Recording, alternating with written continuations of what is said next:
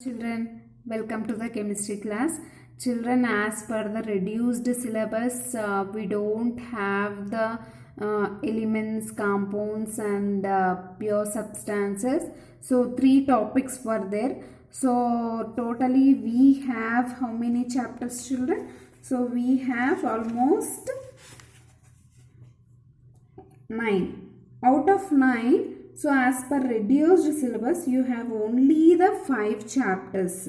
That is matter, atomic structure, language of chemistry, chemical reactions, carbon and its compounds. So now we are going to discuss about the language of chemistry, that is chapter 5. Okay, fine children. So now, in this chapter, you'll learn about the symbols of elements, chemical equations, law of conservation of mass, and then balancing the simple equations. So what are the laws of balancing equations and the limitations of chemical equation you will be studied in this chapter. So first of all, introduction to the symbols of element. So let's study that. So symbol. So before going to the symbol, so the first chapter what you have, so that we have already discussed, that is matter. So what is matter? Matter is anything that occupies space, has mass and can be perceived by the senses of matter. That is substances, may be the pure or impure in nature. That may be pure or impure in nature. That is what pure substances. And pure substances are further classified into elements and compounds. So what is an element? It is derived from a pure substance made up of only one kind of atom. And it can be converted or broke down into 2 or simple substances. Element can be break down into 2 or more substances at any physical or chemical means. An atom, it is a basic unit of an element which may or may not exist on its own. So an atom of any element is denoted by symbol.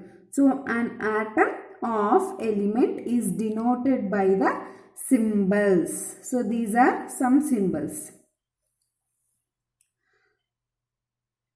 So what is element? Derived from the pure substance made up of one kind of atoms only. It cannot be converted or broke down into 2 or more simpler substances. Okay. So atoms can be of an element is denoted by the symbol. So what is a symbol? It is a short form of an element. A symbol represents a short form of an element. A symbol represents a specific element or atom of an element. A symbol represents a specific element or atom of an element. So for example, H, that is what? Hydrogen, represents one atom of element, that is hydrogen. S, what is S? Sulfur, represents sulfur. It also represents the weight of the element equal to its atomic weight. It also represents the weight of the element equals to its atomic weight. So it distinguishes one element from another and its characteristic of that element only. So it is representation of a symbol. So John Dalton, the scientist, in 1807 suggested the symbols for an atom. So he gave a figurative symbols for atoms of elements. And then Berzelius suggested a simple approach to representing the elements. So let's see the representation of elements. See the symbol proposed by the Dalton for the hydrogen, carbon, oxygen, phosphorus, sulfur, iron, copper, lead, silver, gold, platina, mercury.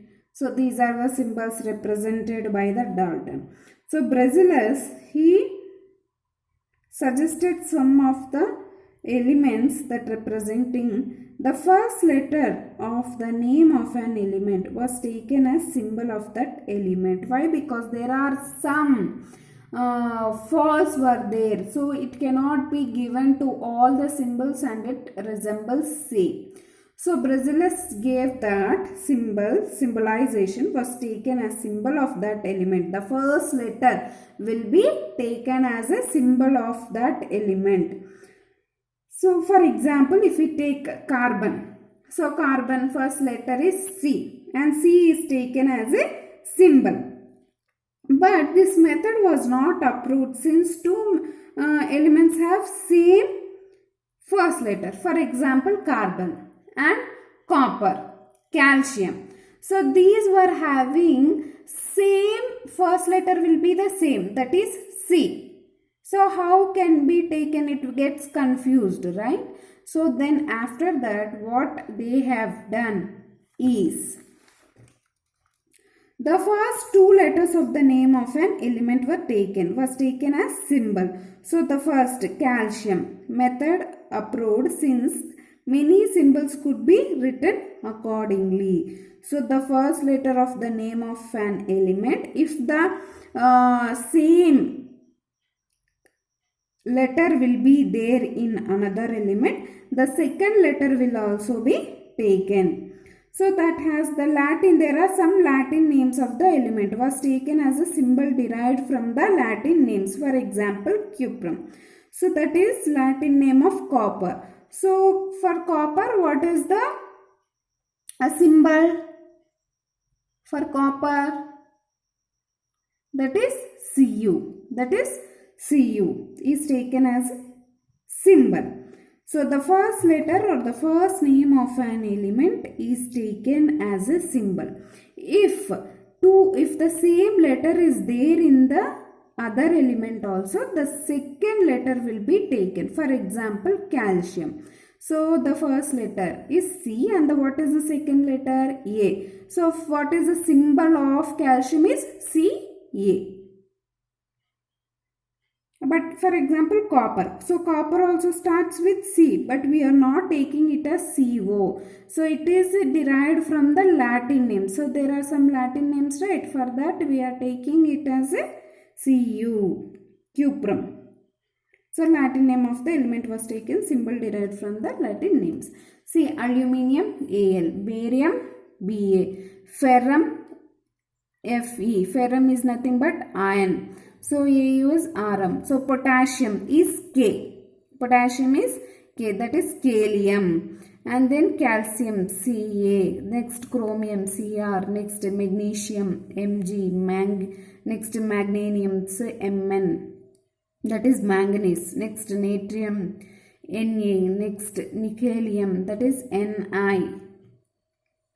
So, in most cases, the first letter of the name of an element is written in capitals. In case the first letter is already exist, that is already taken, adapted, the next letter is with its small letter, form its new name and it will be used. So, this is how the symbol of an element represents. And next comes to the valency. So, what is the valency? So valence is the number of hydrogen atoms. The number of hydrogen atoms which can combine with or displace of one atom of the element. So what is valency? Is the number of hydrogen atoms which combines with one atom of the element.